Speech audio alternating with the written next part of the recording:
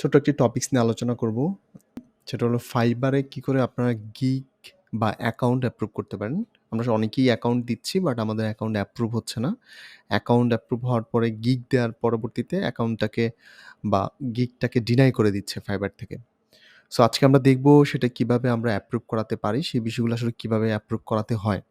So সাম্প্রতিক সময়ে আমি বেশ কয়েকটি অ্যাকাউন্ট অ্যাপ্রুভ করিয়েছি এবং আমি অ্যানাউন্সমেন্ট দিয়েছি যে, যেকোনো অ্যাকাউন্ট Fiverr এ অ্যাপ্রুভ করানো পসিবল।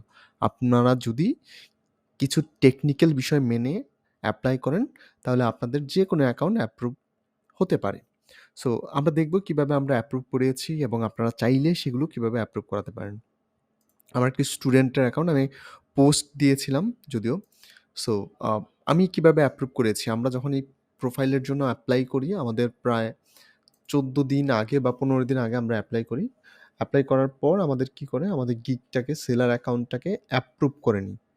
ওরা আমাদেরকে অ্যাপ্রুভ করে নিই। পরবর্তীতে আমরা তাদের সাথে অনেক আ বিষয় নিয়ে আলোচনা করি। Fiverr এর সাথে সাপোর্টে আমরা কথা বলি। Fiverr সাপোর্ট থেকে আমাদেরকে সরাসরি ডিনাই করে দেয়। আ আমাদেরকে অ্যাপ্রুভ করবে না। ওরা কোনোভাবেই আমাদেরকে অ্যাপ্রুভ করবে না। সেই বিষয়গুলো Fiverr থেকে আমাদেরকে সরাসরি বলে দেয়। বেশ কয়েকবার আমরা সাপোর্টে কথা বলি। ওনারা আমাদের সাথে আমাদেরকে কোনোভাবেই কি করছে না।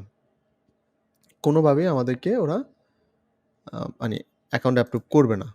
আ বারবার আমরা যখনই মেসেজ দিচ্ছি ওরা আমাদের মেসেজগুলো এভাবে ঠিক ডিনাই করে দিচ্ছে। যখনই মেসেজ দিচ্ছি, যেভাবে মেসেজ দিচ্ছি বারবার ওনারা জাস্ট ডিনাই করে দিচ্ছে। ওনাদের সাথে অনেক কমিউনিকেশন হয়েছে। ওনারা কোনোভাবেই আমাদের অ্যাকাউন্ট অ্যাপ্রুভ করবে না। পরবর্তীতে আমরা তাদের সাথে আলোচনার সাপেক্ষে অনেকগুলো বিষয় আমরা প্রুভ অ্যান্ড দেই তাদেরকে এবং সেটা দীর্ঘ ১৪ দিন যাবৎ তাদের সাথে এই বিষয় নিয়ে আলোচনা চলে। পরবর্তীতে তারা আমাদের আইডি কার্ড ভেরিফিকেশন নিয়ে আমাদের অ্যাকাউন্টকে অ্যাপ্রুভ করে দিয়েছে।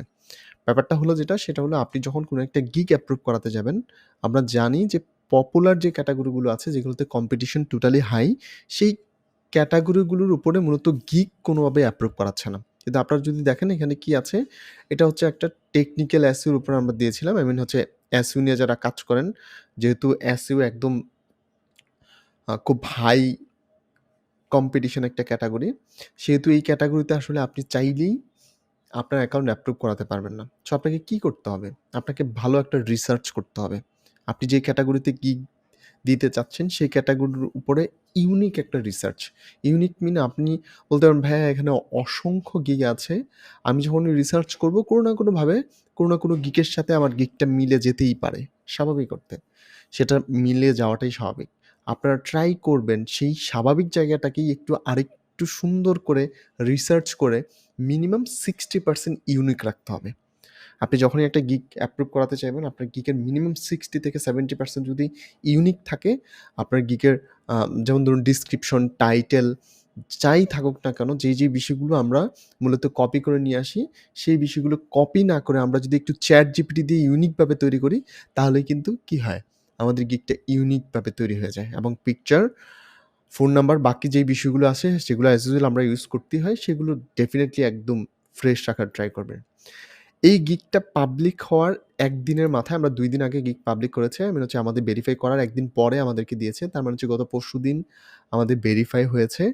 গতকালকে আমাদের গিগ পাবলিক হয়েছে এবং এই আপুটার গিগ পাবলিক হয়েছে এবং আপনারা যদি একটু দেখেন তারপরে কিন্তু উনার কাছে ক্লায়েন্টের নক চলে আসছে। যদিও সে রাইট টাইমে রেসপন্স করতে পারেনি।